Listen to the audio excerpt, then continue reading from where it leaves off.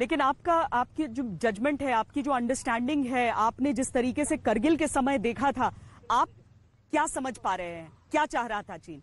क्या ये वाकई एक एक्सीडेंटल टकराव हम माने चीन की सेना की तरफ से कि एक गुस्से में या आवेग में इस तरह की चीज हो गई, या फिर वो जानते थे कि जो एक्शन वो कर रहे हैं उसके रिपरकशंस होंगे? ये एक्सीडेंटल कहना इस वक्त थोड़ा मुश्किल है। जिस तरीके से स्टेटमेंट आई है पीएलए के वेस्टर्न कमांड से, मुझे नहीं लगता कि ये एक्सीडेंटल है। ये उन्होंने प्लान के करके किया है। लेकिन अगर हमने उसको एस्केलेट करना है, हमने भी कुछ कार्रवाई करनी है, तो उसके लिए कोई जल्दबाजी नहीं होनी चाहिए और उसके लिए सोच समझ कर बात करनी होगी, क्योंकि ये सिर्फ मिलिट्री लेवल के ऊपर ही नहीं होगा, उसकी बाकी पॉलिटिकल, इकोनॉमिक और बाकी रिपरकशंस भी हैं। तो मैं ये नहीं समझता कि इसका जवाब जो है, ईंट का जवाब पत्थर से कल हो जाएगा या परसों हो जाएगा। ये सोच समझ के करना पड़ेगा पॉलिटिकल लेवल के ऊपर। पर जो हालात अब सामने आए हैं, मुझे लगता ये है कि ये डेलिबरेट एक्शन है, ये एक्सीडेंटल एक्शन नहीं है। जनरल मलिक, हमारे सामने क्या ऑप्शंस हैं, क्या विकल्प हैं, क्या करना चाहिए आपकी अंडरस्टैंडिंग के हिसाब से?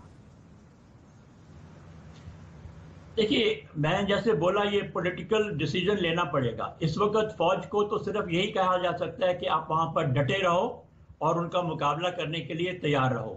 यही फौजी कमांडर अपनी फौज को बोलेंगे, चाहे वो गलवान का एरिया है या कोई दूसरे एरिया है बॉर्डर के ऊपर। लेकिन फैसला करना है ये देश ने कि हम इसको कितना एस्केलेट करना चाहते हैं या नहीं करना चाहते हैं। और फौज तो वही फैसला जो है, जो दिया जाएगा, उसको मानेगी, चाहे वो अंदर चाहे कितना भी गुस्सा हो। लेकिन जो मिलिट्री कमांडर हैं उनको पॉलिटिकल डायरेक्शन तो एक्सेप्ट करनी चाहिए और करनी पड़ेगी।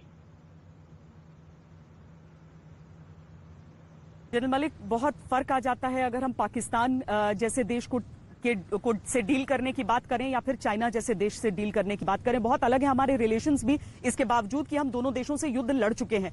चीन के साथ एक युद्ध के बाद उस पर विराम लग गया था और उसके बाद हमने बहुत मैच्योर्ड देशों की तरह दोनों ने इस पूरे रिश्ते को आगे बढ़ाया। आज की तारीख में अगर लोग एक पैरेलल देखते हैं कि जब उरी में पाकिस्तानी टेररिस्ट ने आकर 18 जवानों की हमारी जान ले ली थी, तो क्या सर्जिकल स्ट्राइक को अंजाम दिया गया था। आज हम 20 जवानों की बात कर रहे हैं। आपको लग रहा है लोगों के मन में भी और सेना के मन में भी ये ख्याल आ रहा होगा? देखो, गुस्सा है, सेना के मन में तो जरूर गुस्सा होगा इस वक्त, खासकर बॉर्डर के ऊपर। और वो जब ये खबर सुनेगी, पूरा देश सुनेगा, तो देश में भी काफी रोष में आएगा और वो भी गुस्सा आएगा कि कुछ ना कुछ हमको करना चाहिए।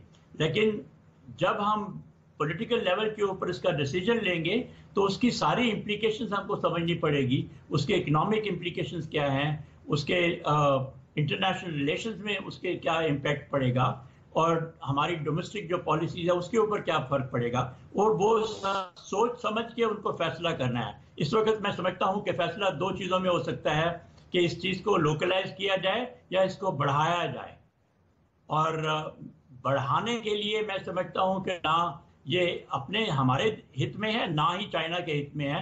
लेकिन एस्केलेशन को लोकलाइज करना तो ये तो हो सकता है, और यही शायद हमारी फौज भी इस वक्त जो वहां पर डटे हुए हैं, उनको तैयार करना पड़ेगा इसके लिए। जनरल मलिक, चूंकि वहां से जो खबरें हमारे सामने आ रही हैं उसमें यही कि थोड़ी ऊंचाई की जगह, हालांकि वो टेरेन बिल्कुल अलग है जो आमतौर पर हम जम्मू कश्मीर और लाइन ऑफ कंट्रोल पाकिस्तान के साथ लगती हुई सीमा को देखते हैं, लेकिन करगिल की पहाड़ियों से हम तुलना जाहिर है कर सकते हैं यहां पर।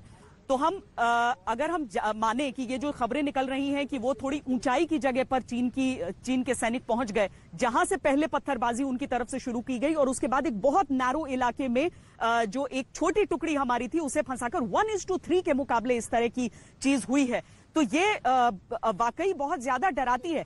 हम अगर चाइनीज जो थिंक टैंक है जिसने अपनी तरफ से कहा कि भारत का जो माउंटेन वॉरफेयर में जो काबिलियत है वो किसी और देश का नहीं है, हम माने कि इस सेक्टर में अब 62 वाली बात नहीं है, हम बहुत आगे निकल चुके हैं। इसमें कोई शक नहीं है। हम लोगों को 1962 के बारे में सोचना नहीं चाहिए कि अभी समय भी बदल गया है, फौज भी बहुत बदल गई है और फौज में बहुत प्रोग्रेस हुई है।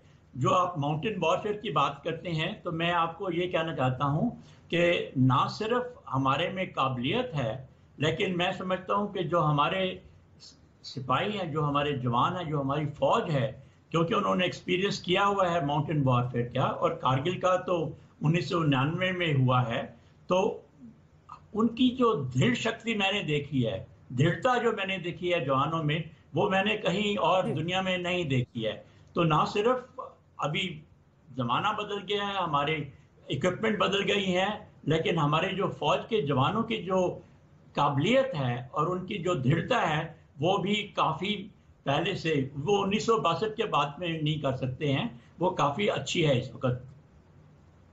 आपकी जुबान से आती हुई ये बातें पूरे हिंदुस्तानियों के लिए बहुत ज्यादा महत्वपूर्ण हो जाती हैं। तो एक छोटे से ब्रेक के लिए हम यहां पर रुक रहे हैं, बस चंद मिनटों में लौट रहे हैं।